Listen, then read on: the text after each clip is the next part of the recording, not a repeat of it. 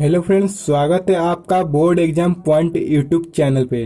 तो दोस्तों आज हम जानेंगे कूलाम का नियम और दोस्तों इसके सूत्र का निगमन करने के लिए। तो दोस्तों आप हमारे साथ अंत तक बने रहिए क्योंकि मैं आपको पूरा कॉन्सेप्ट समझाने वाला हूँ। यहाँ पर आपको रटना नहीं पड़ेगा दोस्तों, एक बार अगर समझ लेंगे तो आपको लाइफ टाइम के लिए याद रहेगा, यह हमारी गारंटी है आपको। तो चलिए हम वीडियो को शुरू करते हैं। तो दोस्तों कूलाम का नियम, इसके लिए पहले आप समझ लीजिए, मान लीजिए कोई दो आवेश है, एक है Q1 और एक है Q2। इन दोनों के बीच की दूरी जो है वो है R। तो दोस्तों दो आवेश अगर मान लीजिए वो दोनों पॉजिटिव होंगे तो दोनों प्रतिकर्षित होंगे, या फिर दोनों निगेटिव होंगे तो भी प्रतिकर्षित होंगे। लेकिन एक पॉजिटिव या फिर एक निगेटिव हो तो ये दोनों आपस में आकर्षित करते हैं। तो इस पॉइंट को आप याद रखिएगा। लेकिन जब ये दोनों एक दूसरे का आकर्षित या फिर प्रतिकर्षित करते हैं तो इन दोनों पे एक बल लगती है। तो वह बल कितना लगती है ये हमें कूलाम के नियम से पता चल जाएगा। तो दोस्तों यही लिखा गया है, यहाँ पर देख सकते हैं दो स्थिर बिंदु, मतलब दो बिंदु जो है स्थिर है। तो दो स्थिर बिंदु आवेशों के बीच, मतलब इन दोनों के बीच लगने वाला आकर्षण, अभी मैंने आपको बताया, या फिर या तो आकर्षण होगा या तो प्रतिकर्षण होगा। तो वही लिखा गया है, आकर्षण अथवा प्रतिकर्षण बल उन दोनों आवेशों के गुणनफल के अनुक्रमानुपाती होगा तथा उनकी दूरी r के वर्ग के व्युत्क्रमानुपाती होगा। इसके कहने का अर्थ क्या है, तो चलिए हम इसको भी फटाक से समझ लेते हैं।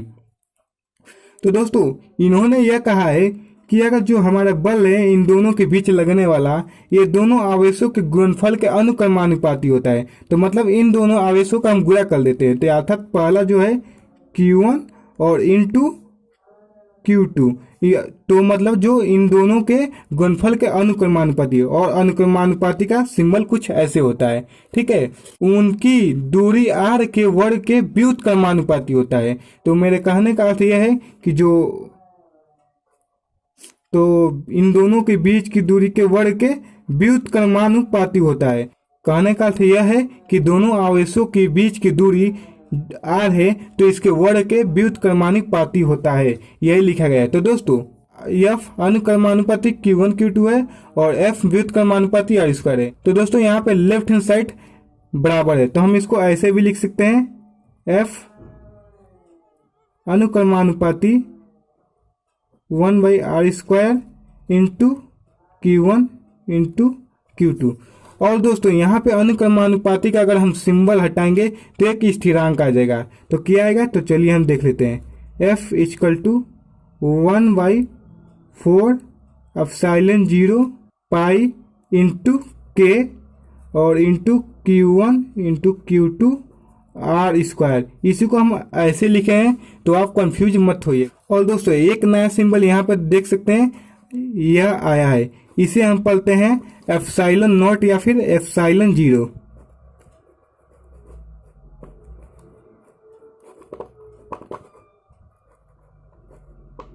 ठीक है, तो आप इस बात को याद रखिएगा।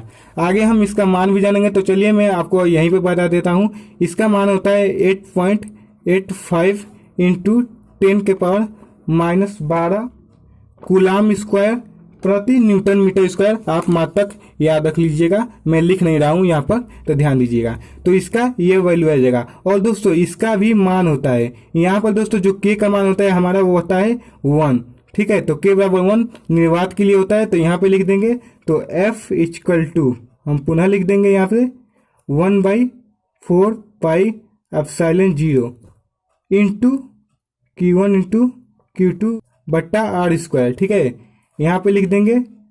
और दोस्तों हम आपको इतना का मान बता देते हैं, 1/4 पाई एप्सिलॉन 0 बराबर होता है आपका 9 इंटू 10 के पावर 9। इतना मान होता है इसका, और यही हमारा सूत्र है मुख्य, ठीक है। आप इसे अच्छे से नोट्स में बना लीजिएगा। तो दोस्तों देख सकते हैं कितने आसानी से मैंने आपको समझाया है। चलिए एक बार और समझा देते हैं आपको कूलाम ने हमें क्या नियम दिया है। तो दोस्तों कूलाम ने हमें यही समझाया है कि दो अगर आवेश होंगे समान तो उन दोनों के बीच प्रतिकर्षित होगा, और दोनों अगर विपरीत होंगे तो वह दोनों आकर्षित करेंगे।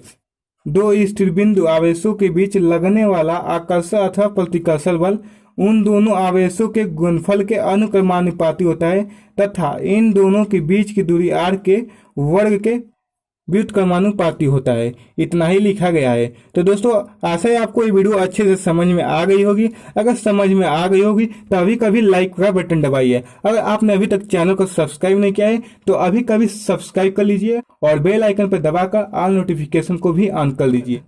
नीचे कमेंट करके आप हमें यह भी बताइए कि अगला वीडियो आप किस टॉपिक पे चाहते हैं। दोस्तों ये परीक्षा की दृष्टि से काफी इंपॉर्टेंट है, तो आप इसे याद कर लीजिएगा। ठीक है।